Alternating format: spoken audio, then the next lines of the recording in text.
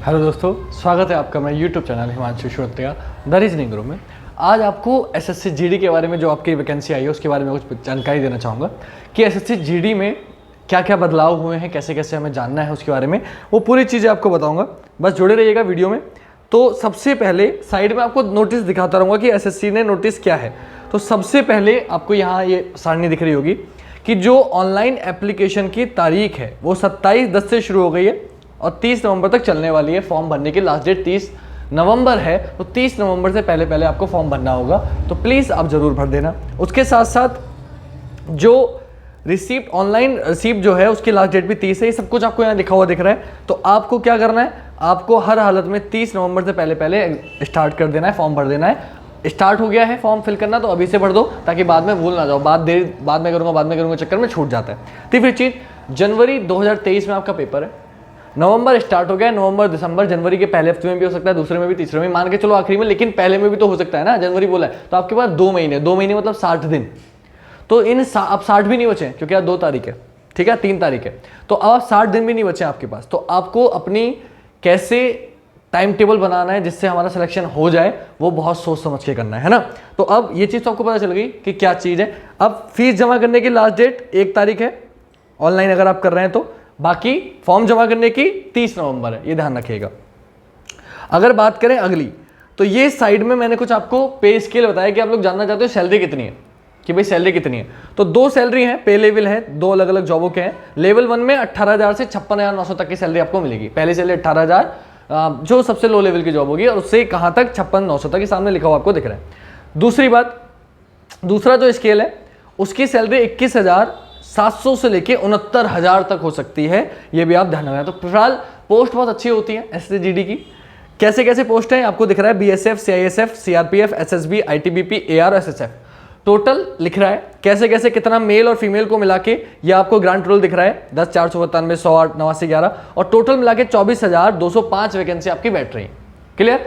इसके अलावा इस बार पार्ट 2 में इन्होंने बीएसएफ की सिपाही की भर्ती अलग से निकाली है। जो एससी एसटी जो बटा हुआ है वो आप देख लो, और यहाँ सामने आपको सारणी में दिख रहा है कि कैसे कैसे बटा हुआ है। तो 164 वो हैं टोटल वैकेंसियां, जिनको जोड़कर टोटल जो वैकेंसी आपकी बैठ रही है 24,369। जो आपने 24,000 वैकेंसी, 24,000 वैकेंसी, वो अलग अलग पार्ट में डिवाइडेड है कि एससी वाले कितने जाएंगे, एसटी वाले कितने जाएंगे, जनरल वाले कितने जाएंगे, मेल कितने, फीमेल कितने, उन सबको मिला के 24,000 है। ये मत सोचना खाली मेल मिल जाएंगे। तो एसएससी की जॉब है, सेंटर की जॉब है, हर कोई भर सकता है, तो बहुत ध्यान से, बहुत मेहनत करनी पड़ेगी। एसएससी लेवल बहुत बढ़ा दिया, तो बहुत ध्यान से पेपर करना है। सब आपने पढ़ लिया, अब अगली चीज पर आते हैं। चलो ये तो आपके समझ में आ गया कि भाई इतनी वैकेंसी है, कैसे कैसे हमें करना है, किसमें हमें जाना है। अगली बात करते हैं। अब ये तो आपके समझ में आ गया, इसके बाद हम बात करते हैं एज की। तो एज जो है इसकी 18 से 23 है ना, ये लिख रहा है आपको 18 से 23, लेकिन इसमें नीचे अगर आप पॉइंट आउट करेंगे तो ये लिखा हुआ है कि because of covid pandemic it has been decided by the government to grant 3 years age relaxation beyond respective prescribed upper age limit for all categories. मतलब आपको कोविड की वजह से, क्योंकि फॉर्म नहीं निकला था, 3 साल का सबको छूट दे दी गई है। यानी कि जो 18 से 23 साल आपकी एज की लिमिट थी, अब वो 18 से 26 हो गई आपके लिए, क्योंकि इसमें उन्होंने बोल दिया सब कैटेगरी के लिए, चाहे आप एससी हो, चाहे एसटी हो, चाहे जनरल हो, चाहे ईडब्ल्यूएस हो, आप किसी भी कास्ट के हो, किसी भी धर्म के हो, आपका किसी भी उसमें आते हो, एससी में या फिर जनरल में आते हो, आप सभी की जो उन्होंने एज कर दी है वो 3 साल का रिलैक्सेशन दिया है सभी को। तो 18 से 23 लेके कितनी हो गई, 18 से 26 साल आप कर सकते हो। दूसरी चीज, अब जो इसमें अगली बात चल रही है वो ये चल रही कब से कब तक, तो इसमें 1 जनवरी 1997 से लेके और 1 जनवरी 2005 के बीच में जो भी पैदा हुआ है, 1 जनवरी 1997 से 1 जनवरी 2005 के बीच में जो भी पैदा हुआ है वो सभी बच्चे इस फॉर्म को फिल कर सकते हैं। दूसरी चीज। तीसरी चीज क्या है, तीसरी चीज ये कि एससी एसटी का जो एज रिलैक्सेशन होता है 5 साल एससी के लिए, ओबीसी के लिए 3 साल, वो एज इट इज रहेगा, उसमें कोई बदलाव नहीं है, वो अलग से मिलेगा, है ना। तो एज की तो कोई टेंशन आपको लेने की जरूरत है नहीं, सब लिखा हुआ दिख रहा है आपको। तो मैं ज्यादा टाइम वेस्ट ना हो इसलिए मैंने पूरा का पूरा नोटिस आपके लिए डाउनलोड स्क्रीनशॉट यहाँ पे आपको शो करा रहा हूँ, ताकि मैं लिखूंगा तो टाइम वेस्ट होगा, टाइम कम हो वेस्ट हो और आप समझ जल्दी जाओ, कम से कम समय में ज्यादा से ज्यादा चीजें आप जान पाओ, है ना, कम समय में, क्योंकि आपके पास भी इतना समय नहीं कि आप आधे घंटे 1 घंटे की वीडियो देखो। अगली चीज, अगली बात करते हैं। सैलरी हो गई, हमने इसके बारे में बात कर ली, एज के बारे में। अब आते हैं एनसीसी वालों के लिए, क्योंकि एसएससी जीडी में जो बच्चे डालते हैं डेफिनेटली वो एनसीसी वगैरह में, एनसीसी वगैरह में जुड़े हुए होते हैं, या एनएसएस वगैरह में जुड़े हुए होते हैं। तो उनके लिए भी फायदे की बात बताता हूं कि अगर आपके पास सी सर्टिफिकेट ये लिखा हुआ है तो आपको जो भी टोटल मार्क्स होंगे उसका 5% का आपको प्रॉफिट होगा। अगर बी सर्टिफिकेट है तो 3% और ए सर्टिफिकेट है तो 2%। तो जिनके पास एनसीसी के सर्टिफिकेट हैं वो आप लेके रखिएगा, जब आप फॉर्म फिल करेंगे वो आपका भरा जाएगा और उसके नंबर जब कट ऑफ लगेगी, जब मेरिट लगेगी तो आपको उसके नंबर का भी फायदा मिलेगा। तो ये आपके लिए सबसे अच्छी बात है। तो ये आप बिल्कुल ध्यान रखिएगा कि जो एनसीसी वाले हैं उनको प्रायोरिटी मिलेगी, तो एनसीसी वाले जरूर फॉर्म भरिएगा और अपना सर्टिफिकेट कलेक्ट करके साथ में रखिएगा, वो आपको मांगेंगे। अगली चीज, अब आते हैं सब्जेक्ट पे। तो अब जो सबसे बड़ा बदलाव हुआ है वो ये हुआ है, ये मैं थोड़ा सा एक्सप्लेन कर देता हूं आपको कि सबसे बड़ा बदलाव ये हुआ है कि अब तक जो पेपर होता था वो हुआ करता था आपका 1.5 घंटे में, और 1.5 घंटे में जो आपको क्वेश्चन दिए जाते थे बच्चों वो दिए जाते थे 100। ये मैं थोड़ा सा इधर आपको दिख रहा है, इधर समझा देता हूं। आपको 90 मिनट मिलते थे पहले, 1.5 घंटा मिलता था और आपको 100 क्वेश्चन करने होते थे, और हर क्वेश्चन जो होता था वो 1 मार्क्स का होता था। क्लियर?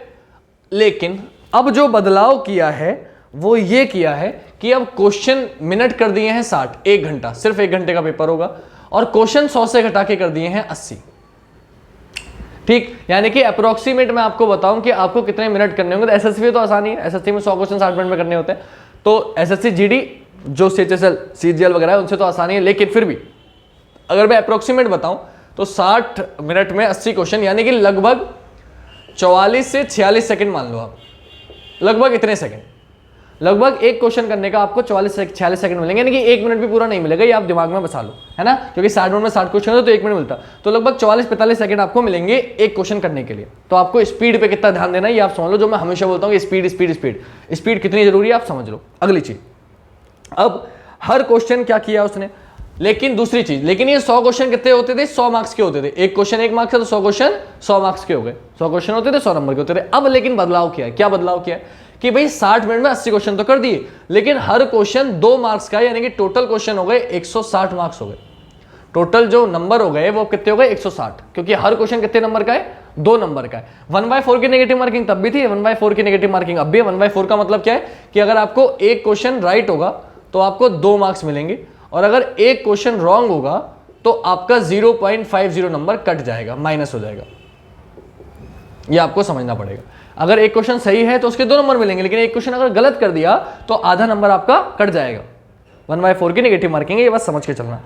अगली चीज, 4 सब्जेक्ट है आपके, सभी जानते हैं। जनरल इंटेलिजेंस यानी कि रीजनिंग जो मैं पढ़ाता हूं, जनरल नॉलेज यानी कि जीएस, मैथ और इंग्लिश या हिंदी। अब इंग्लिश या हिंदी में से कोई एक चुन सकते हो। ज्यादातर बच्चे जो मैं जानता हूं एसएससी की तैयारी कर रहे हो इंग्लिश चुनते हैं, लेकिन मैं राय दूंगा कि हिंदी चुनो बेटा, ज्यादा बेहतर है। बाकी आपकी मर्जी है, अगर आपकी इंग्लिश बहुत अच्छी है, आप परफेक्ट हो तो आप इंग्लिश चुनो, मैं उसमें कुछ नहीं कह सकता, वो आपकी राय है। इंग्लिश या हिंदी, टोटल हर चैप्टर यानी कि रीजनिंग, मैथ, जीएस और इंग्लिश या हिंदी, हर क्वेश्चन 20-20 मार्क्स का है। टोटल 20-20 क्वेश्चन मिलेंगे, और एक क्वेश्चन 2 नंबर का है, तो टोटल हर क्वेश्चन 80 मार्क्स का होगा। हर पोर्शन 80 मार्क्स का होगा, ये आप समझ लेना। ठीक है, ये मार्क्स, ये उसके क्वेश्चन नंबर। तो हर सब्जेक्ट के कितने क्वेश्चन होंगे? 20 क्वेश्चन होंगे। तो ये भी आपके लिए थोड़ा सा अच्छी बात है। क्यों, अब कैसे करना है वो भी समझाऊंगा आपको। अब एक चीज और बता देता हूं आपको, ये आपको नोटिफिकेशन यहाँ ये तो दिख ही रहा है, 60 मिनट मिलेंगे ऐसे क्वेश्चन करने। एक चीज इसमें नहीं लिखी हुई है जो मैं आपको यहाँ नहीं दिखा पा रहा हूँ, लेकिन बता देता हूँ, वो ये कि एक क्वेश्चन, कभी कोई क्वेश्चन ऐसा होता है, डाउट होता है, आपको क्वेश्चन में डाउट है कि मेरा क्वेश्चन सही है, लेकिन एसएससी ने उसे कुछ और माना है, तो आप पर क्वेश्चन पे, जितने क्वेश्चन है, अगर आपका एक क्वेश्चन गलत है जो आपको लगता है मेरा सही है, मेरा पैटर्न सही लगा है, लेकिन इन्होंने गलत किया है, तो आप 100 रुपए की एक रेट डाल सकते हो। बाकी वैसे फीस बढ़ गई है, लेकिन एसएससी ने 100 ही रुपए रखी है। तो एक क्वेश्चन जो आपको लग रहा है कि मेरा सही है, मेरा पैटर्न सही है, सबको सही है, फिर भी इन्होंने मेरा गलत करा है, आप 100 रुपए खर्च करो और आप उस क्वेश्चन पे रेट डालो। अगर आपका क्वेश्चन सही हुआ तो आपको उसका नंबर मिलेगा, वो नंबर सबको मिल जाएगा, वो क्वेश्चन एसएससी सही कर लेगा। तो उसके लिए आपको 100 रुपए खर्च करने पड़ेंगे पर क्वेश्चन, ये आप ध्यान रखना।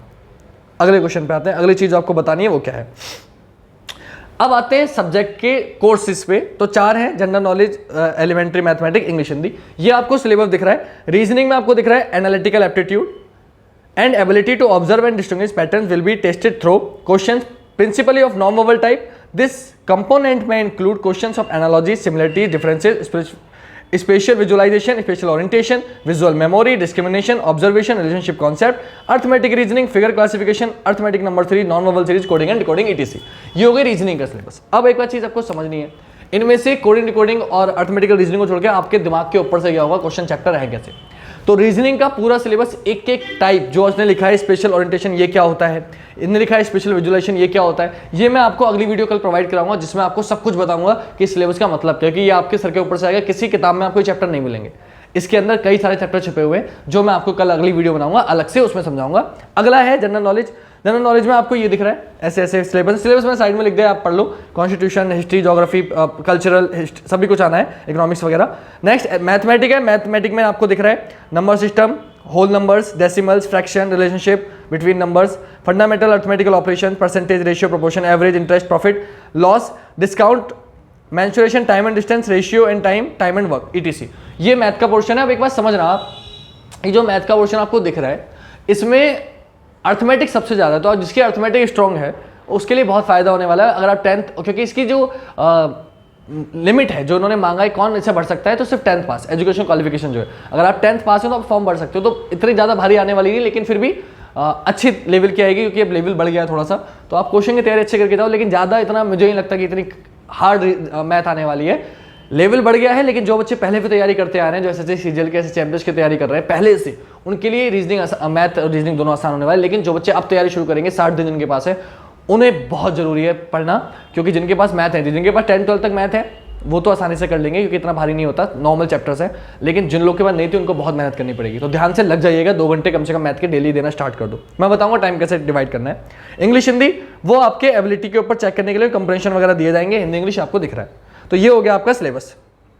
अब आते हैं फिजिकल टेस्ट पे कि कैसे कैसे टेस्ट मांगा गया है। तो जो लोग पुरुष हैं, पुरुष के लिए मैं बता देता हूं कि रेस होगी, और रेस में 5 किलोमीटर रेस आपको मारनी होगी 24 मिनट में। जैसे यूपी पुलिस में 4800 मीटर होती है, 12 चक्कर मारने होते हैं 400 मीटर के, मैं मार के आया था यूपी पुलिस की रेस। तो वैसे ही आप लोग को यहाँ दिखा है 5 किलोमीटर 24 मिनट में मारनी है आपको मेल के लिए, क्लियर। और फीमेल के लिए है 1.6 किलोमीटर, यानी कि 1.5 किलोमीटर लगभग 8.5 मिनट में।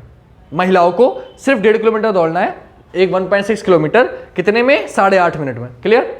अब लेकिन ये किसके लिए नहीं है, लद्दाख वालों के। लद्दाख वालों के लिए अलग से स्पेशल दिया है। लद्दाख वाले जो हैं उनके लिए 1.6 किलोमीटर है 6 मिनट में लड़कों के लिए, और 800 मीटर है लड़कियों के लिए 4 मिनट में। ये लद्दाख वालों के लिए अलग है, बाकी सबके लिए नॉर्मल है, क्लियर। रेस सबके लिए सेम रहेगी।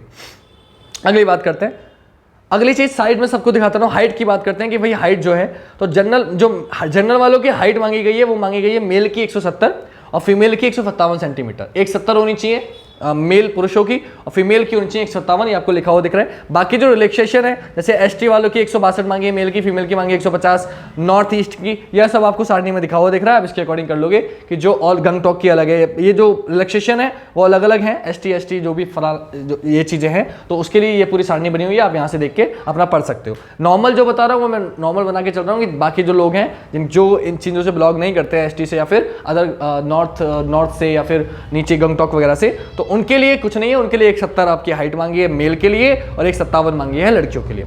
आगे आते हैं, आगे बात करते हैं चेस्ट की।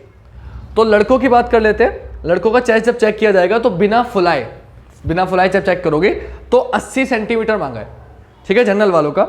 और जिन्होंने फुलाने के बाद कम से कम 5 सेंटीमीटर फूलना चाहिए। जैसे आप नॉर्मल खड़े हो और जब इसे सांस भर के आप फुलाओगे तो 5 सेंटीमीटर अगर नहीं फूला तो बेकार है। तो कम से कम 5 सेंटीमीटर फूलना चाहिए और 80 सेंटीमीटर का होना चाहिए चेस्ट, ठीक है। अगली बात करते हैं, रिलैक्सेशन है, वो भी इसमें भी सारणी आपको ये दिख रही है कि जो लोग एसटी में आते हैं उनको 76 मांगा है, फूलना 5 ही चाहिए उन्हें भी। जो लोग कुमाऊं से हैं, गढ़वाल से हैं, मराठा से हैं, उनको 78 चाहिए। तो ये सब अलग अलग जो है मणिपुर वगैरह के वो अलग है, वो आपको सारणी में दिख रहा है। लेकिन वैसे आपको कितना चाहिए, 80 सेंटीमीटर, फुलाने के बाद 5 सेंटीमीटर फूलना चाहिए, क्लियर। अगली बात करते हैं, वेट की बात करें तो वेट मेडिकल स्टैंडर्ड्स के बाद अपने हाइट और लेंथ के हिसाब से जितना होना चाहिए उतना होना चाहिए, उससे कम मतलब बिल्कुल सूखा हुआ ना हो, बाकी काम चलेगा। अगली बात करते हैं, तो ये सब हमने पढ़ लिया। अब जो बताने वाली बातें थी वो तो मैंने आपको बता दी। अब बस वीडियो समाप्त करने से पहले जानकारी तो मैंने आपको पूरी दे दी। एक चीज रह गई, फीस। तो 100 रुपये फीस है इसकी, जनरल वालों के लिए, ईडब्ल्यूएस वालों के लिए और ओबीसी वालों के लिए। बाकी के लिए फीस नहीं है, फीमेल के लिए फ्री है और एससी एसटी के लिए फ्री है, 0 रुपये फीस है, ठीक है। तो ये सारी जानकारी मैंने आपको दे दी। बाकी ये आपको शो हो रहा है, इसमें आपको देख के सब कुछ पढ़ सकते हो, आपको फीस वगैरह सब दिख रही है। अब मैंने लगभग सब समझा दिया। अब बात करते हैं, ये आपको सब अब दिखना बंद हो जाएगा। अब बात करते हैं हम लोग कि हमें पढ़ना कैसे, 60 दिन है, 60 दिन में कैसे हम पेपर क्लियर करना है। तो मैं सिर्फ छोटा सा हिंट दे रहा हूँ आपको, मैं ज़्यादा कुछ नहीं बता रहा। मैं एक टाइम टेबल बता रहा हूँ कि आप इतना पढ़ लो नॉर्मल, कोचिंग से अलग, कोचिंग में जो बच्चे पढ़ रहे हैं कोचिंग से अलग, आप घर पे आके 1 घंटा रीजनिंग को दे दो, सिर्फ 1 घंटा। 1 घंटा आप हिंदी या इंग्लिश जो भी आप लोगे उसको दे दो। मैथ को 2 घंटे चाहिए, 2 आवर्स आपको चाहिए मैथ को, और 3 आवर्स चाहिए आपको जीएस को। 2 भी कर सकते हो, 3 मैं इसलिए बोल रहा हूं क्योंकि इसमें 6 सब्जेक्ट आप मान के चलो अलग अलग जो आएंगे। इसमें साइंस के क्वेश्चन भी 2-4 आते ही आते हैं, history, geography, economics, polity, science. अब साइंस भी 3 भागों में, ये आ गया करंट अफेयर्स। तो 6 भाग है, इसलिए मैंने आधा घंटा सबका माना है। आधा घंटा सबको दो, आधा घंटा आधा घंटा आधा घंटा आधा घंटा आधा घंटा। शुरू से लेके चलो, साइंस के 2-3 क्वेश्चन मिलेंगे, 2-3 क्वेश्चन इसके, हर सब करंट के 3-4 क्वेश्चन मिलते हैं, हर सब पोर्शन से 2-2 3-3 क्वेश्चन आते हैं, इसलिए मैंने जीएस को 3 घंटे दिए। आप सोच रहे हो कि जीएस को सबसे ज्यादा क्यों दिया है, क्योंकि बेटा कट ऑफ इससे लगेगी 20 क्वेश्चन है, 6 सब्जेक्ट है, 2-2 3-3 क्वेश्चन सबसे आएंगे। अब सोचो ना कि हिस्ट्री पढ़ के चला जाऊँ खाली काम चल जाएगा, नहीं, करंट भी पढ़ना पड़ेगा, साइंस भी पढ़नी पड़ेगी।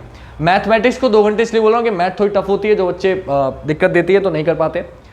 रीजनिंग को 1 घंटा इसलिए बोल रहा हूँ, हिंदी इंग्लिश को, क्योंकि हिंदी इंग्लिश की थोड़ी प्रैक्टिस करनी पड़ेगी, लिख के देखना, सब चीज़ें लिखोगे तो याद रहेगी, वरना नहीं होगा। रीजनिंग की प्रैक्टिस, और दूसरी बात 3-4 चीज़ें आपको और करनी है। एक तो डेली आपको प्रैक्टिस सेट निकालना पड़ेगा।